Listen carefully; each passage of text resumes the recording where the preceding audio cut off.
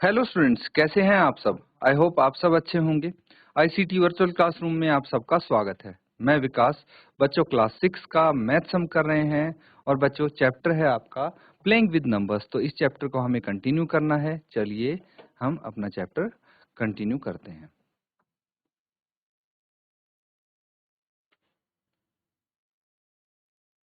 ठीक है बच्चों, तो पिछले सेशन में हमने क्या किया था। पिछले सेशन में कुछ क्वेश्चंस हम प्रैक्टिस कर रहे थे डिविजिबिलिटी टेस्ट के रिलेटेड। तो अलग अलग नंबर्स का डिविजिबिलिटी टेस्ट हमने सीख लिया है। बेसिकली 2 से लेके 11 तक हमें सभी नंबर्स के बारे में पता है कि भाई हम बिना डिवाइड किए चेक कर सकते हैं कि उन नंबर से हम डिवाइड कर सकते हैं किसी नंबर को या नहीं। ठीक है, तो चलिए ये क्वेश्चन है जिसको सॉल्व करना है।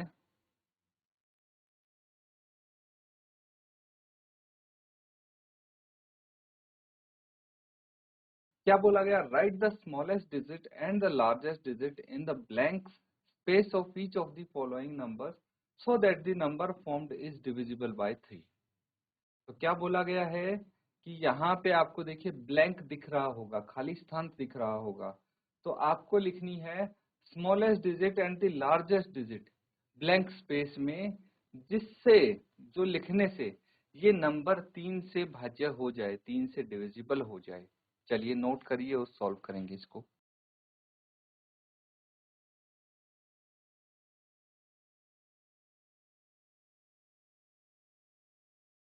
ठीक है बच्चों, यहाँ ध्यान देंगे सब। देखिए सबसे पहले एक चीज जान लेंगे कि डिविजिबिलिटी बाय 3 क्या होता है।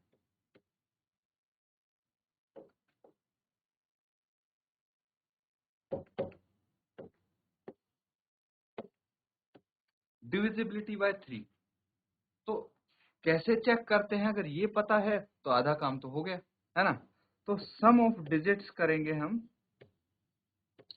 कोई भी संख्या है उसके डिजिट्स का सम 3 से अगर डिविजिबल होगा तो वो नंबर भी 3 से डिविजिबल होगा, अदरवाइज नहीं होगा। अगर ये पता है तो अब क्या करना है, फर्स्ट पार्ट देखेंगे। अब पार्ट ए, एक रिक्त स्थान है, फिर 6 7 2 4, यही है। तो अगर हम सम ऑफ ऑल डिजिट्स, क्या बनना चाहिए, ये रिक्त स्थान है +6 +7 +2 +4। ठीक है, अब देखिए बाकी डिजिट्स का सम अगर हम करेंगे कितना आ जाएगा, 6 और 7 13 +2 15 और 4 19, कितना आ जाएगा 19। तो ये खाली स्थान है और बाकी सब डिजिट्स का सम 19 है। हमें एक डिजिट ऐसी चाहिए कि जिससे इसका सम 3 से डिविजिबल हो जाए। ठीक है, तो मुझे ये बताइए कि 19 से जस्ट बड़ी ऐसी कौन सी संख्या है जो 3 से डिविजिबल है या 3 का मल्टीपल है।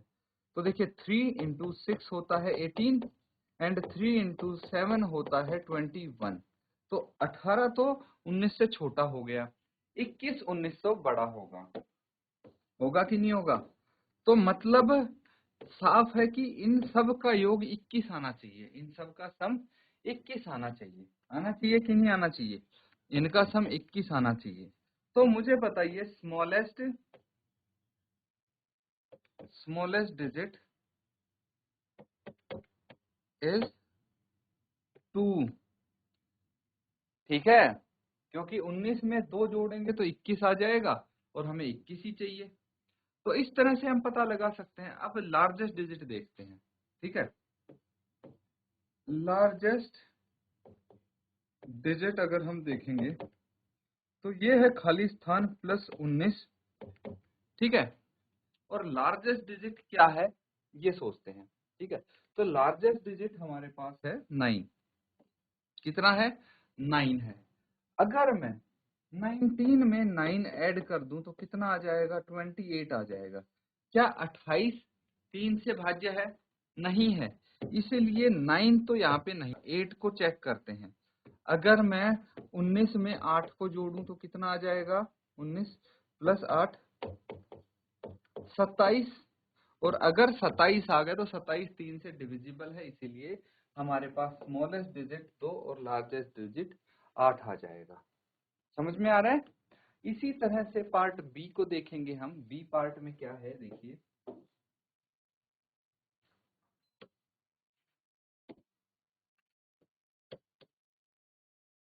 4 7 6 5, ये ब्लैंक है और 2 है, ठीक है। तो हमें सबको ऐड करके देखना है, 4 + 7 + 6 + 5 प्लस डैश प्लस 2, ठीक है। और इसका सम किसके बराबर होना चाहिए? डिविजिबल बाय 3 होना चाहिए। तो इनको ऐड करके देखें, 6 और 4 10 और 7 17 और 5 17 + 5 22 + 4 कितना हो गया? 24। तो 24 है। इसमें ऐसा क्या जोड़ें कि ये 3 से डिविजिबल आ जाए, ठीक है। तो अगर स्मॉलेस्ट डिजिट की बात करते हैं, ठीक है, अगर स्मॉलेस्ट डिजिट की बात करें तो क्या आ जाएगा? 4 7 6 5 है। तो देखिए 24 3 से भाज्य होता है, ठीक है। अगर हम सबसे छोटे डिजिट हमारे पास 0 है, क्या है? 0 है। 24 में 0 ऐड करेंगे, क्या आ जाएगा? 24 ही रहेगा। और 24 3 से डिविजिबल है, इसलिए नंबर भी 3 से डिविजिबल होगा। तो सबसे छोटी डिजिट तो 0 आ गई। क्या आ गई? 0 आ गई। लार्जेस्ट डिजिट क्या होगी? चलिए लार्जेस्ट डिजिट भी चेक कर लेते हैं।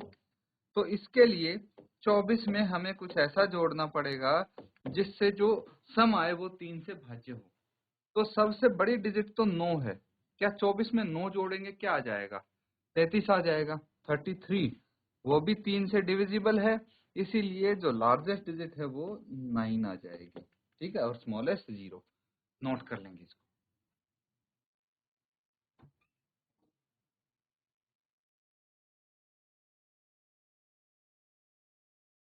ठीक है बच्चों, सबने नोट कर लिया है? तो चलिए अगला क्वेश्चन देखेंगे अब। सिमिलर क्वेश्चन है, ऐसा ही है। यहाँ पे खाली स्थान दिया है आपको और उसको फिल करना है, ठीक है।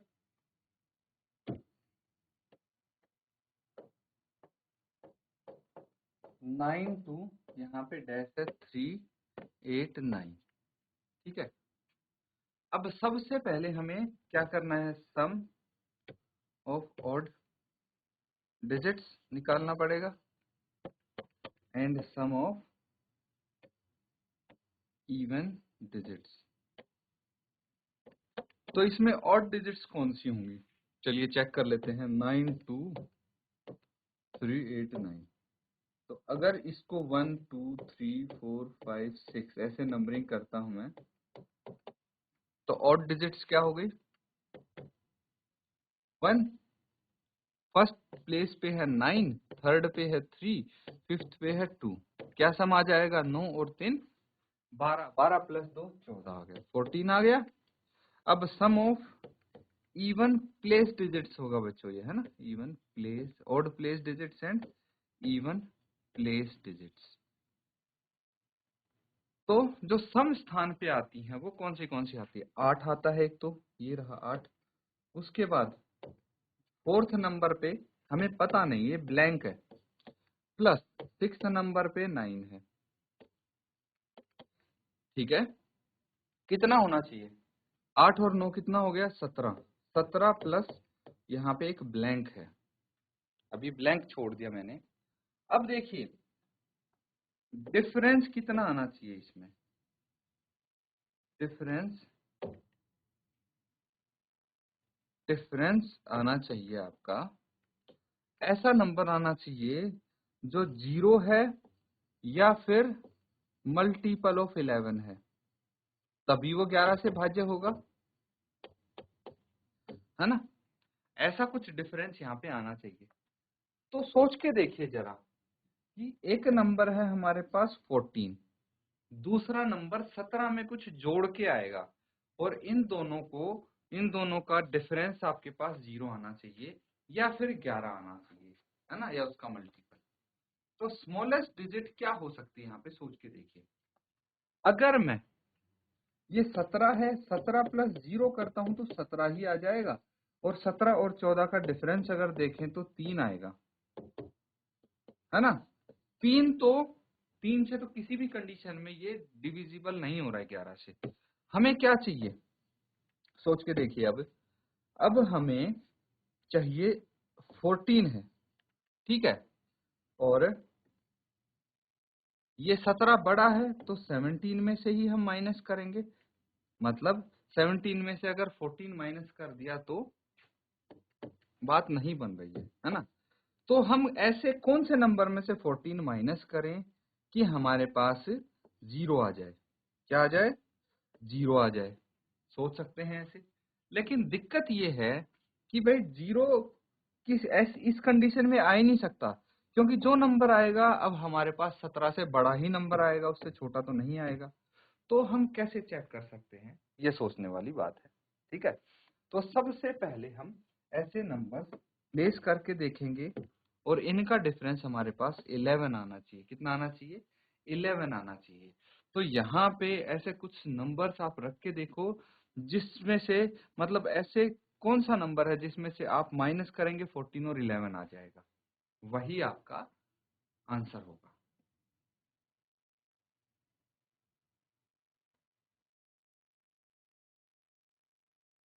पता लगा बच्चों? ये तो सिंपल है। यहाँ पे ऐसा क्या नंबर होना चाहिए जिसमें से माइनस करेंगे तो 11 आ जाएगा। मान लीजिए अगर x है तो x में से 14 को माइनस करेंगे 11 आ जाएगा। तो x की वैल्यू क्या होगी? ऑब्वियसली x की वैल्यू हम निकाल सकते हैं। कैसे? इसको 14 को उधर लेके जाओ राइट हैंड साइड, या फिर हम क्या करेंगे, दोनों तरफ 14 ऐड कर देंगे। दोनों तरफ 14 ऐड करेंगे तो ये x रह जाएगा और ये 25 हो जाएगा।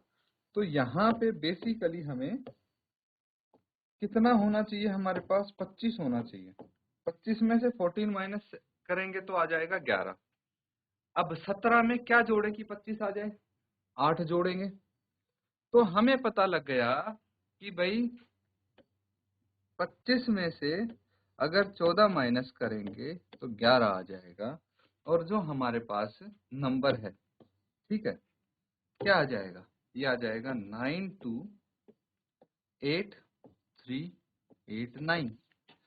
तो डिजिट होनी चाहिए 8।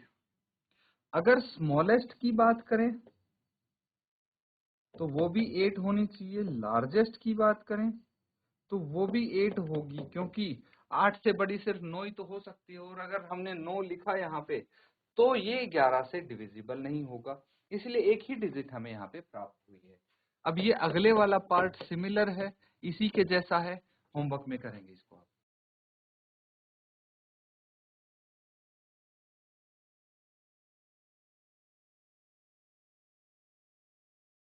ठीक है बच्चों, ये तो हो गया आपका, ठीक है। तो बिल्कुल ये क्वेश्चन हमने प्रैक्टिस कर लिए हैं। चलिए, अब कुछ और डिविजिबिलिटी के रूल्स हम यहाँ पे चेक कर लेते हैं, ठीक है, और हमारा ये डिविजिबिलिटी टेस्ट वाला टॉपिक इसके बाद कंप्लीट हो जाता है, ठीक है। तो कुछ रूल्स और हैं आपके सामने, यहाँ पे देखेंगे।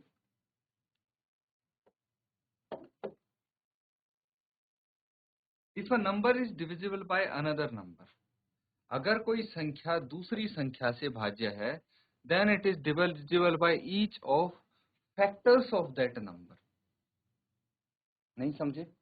चलिए इसको दोबारा मैं एक्सप्लेन करने की कोशिश करता हूँ। फॉर एग्जाम्पल 18 का एग्जाम्पल लेते हैं हम। 18 के गुणनखंड, 18 के फैक्टर तो निकालने सबको आते हैं, स्टार्टिंग में हमने फैक्टर निकालने अच्छे से सीखे थे। तो क्या क्या आ गए फैक्टर 18 के? 1, 3, 6, 9 और 18, ठीक है। तो ये 5 फैक्टर हैं 18 के, समझ में आ गया? तो ये 5 फैक्टर हैं। अब क्या करना है हमें, मान लीजिए एक संख्या है, एक नंबर है 36। 36, क्या 36 18 से डिविजिबल है? ये बताइए, क्या 36 18 से भाज्य है, भाग हो रहा है? बिल्कुल हो रहा है, यस। 36 is divisible bye 11। देख सकते हैं 36 18 से डिविजिबल है, 18 टू जा 36 और ये रिमाइंडर 0 आ गया, पूरा पूरा भाग होता है। तो अगर 36 18 से डिविजिबल है तो हम बोल सकते हैं कि जो ये 36 है ये it is also divisible by each factor of 18। मतलब ये 36 बिना चेक किए ही हम बता सकते हैं कि 1 3 6 9 और 18 से भाज्य होगा। क्यों? क्योंकि कोई भी नंबर अगर किसी नंबर से डिविजिबल है तो उसके फैक्टर से भी डिविजिबल होगा। ये है आपका फर्स्ट रूल। ठीक है, यहाँ पे एग्जाम्पल की मदद से आपको बता दिया गया है कि इसके फैक्टर से भी ये डिवाइड हो सकता है। समझ में आ गया? नोट कर लेंगे इसको। और दूसरा है if a number is divisible by two coprime numbers. अगर दो को प्राइम नंबर से डिविजिबल है कोई number, then it is divisible by their product also. Point है बच्चों इसमें कि अगर कोई संख्या दो को प्राइम नंबर से डिविजिबल है तो उनके प्रोडक्ट से भी वो डिविजिबल होगी। ठीक है, को प्राइम नंबर क्या हो गए? जिनका फैक्टर एक और जिनका कॉमन फैक्टर सिर्फ एक होता है उनको हम को प्राइम बोल सकते हैं। चलिए अब हम यहाँ पे ये हम डिस्कस कर चुके हैं बच्चे को प्राइम क्या होता है। तो जैसे एग्जांपल के तौर पे ले लीजिए 40 4 से डिविजिबल है ना, कितना 10 आता है। 40 5 से भी डिविजिबल है, 8 आता है। So 40 is divisible by both 4 and 5। We know that 4 and 5 are coprime number. ठीक है, इस तरह से आप इसको नोट कर सकते हैं।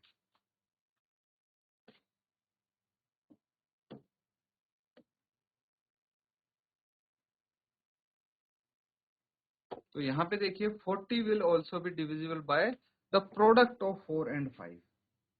ये है मेन पॉइंट कि अगर 4 और 5 को प्राइम है और 40 4 और 5 दोनों से ही भाग होता है तो 40 20 से भी भाग होगा। ठीक है, 40 is divisible by product of को प्राइम्स 4 एंड 5। ये है यहाँ पे पॉइंट, नोट कर लेंगे। ये दूसरा रूल है डिविजिबिलिटी टेस्ट का, इनको अच्छे से आप नोट करें।